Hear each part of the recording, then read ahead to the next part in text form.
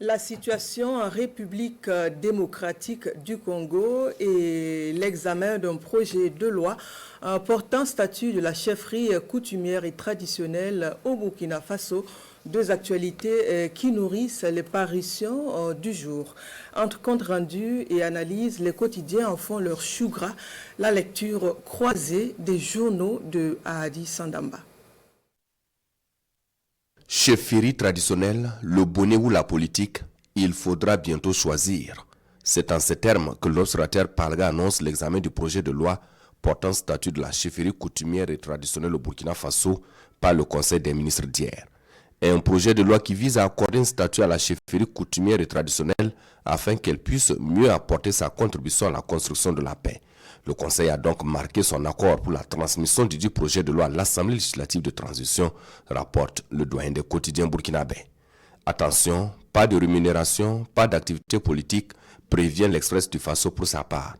À propos, ce projet de loi ne prévoit aucune rémunération pour les chefs coutumiers et ou traditionnels et exige de ses acteurs la démission s'ils veulent s'engager en politique, précise le quotidien bobolais.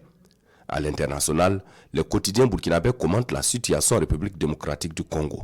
Prêtres et pasteurs négocient avec le M23 à Goma. Corneille Nangaa, le funambuliste du Kivu, écrit aujourd'hui au Faso. Dans sa radioscopie, ce canal rapporte que des hommes de Dieu très célèbres sont à la recherche de la paix en RDC.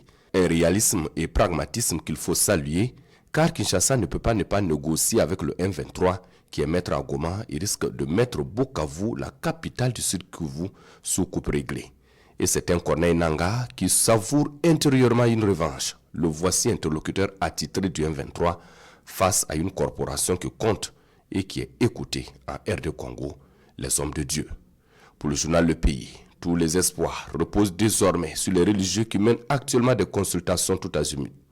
Pendant ce temps, la communauté internationale, dont on a eu de cesse de dénoncer la duplicité, continue de tergiverser, incapable donc de mettre fin au calvaire des populations à l'est de la RDC. Comme quoi, les grandes puissances n'ont pas d'amis.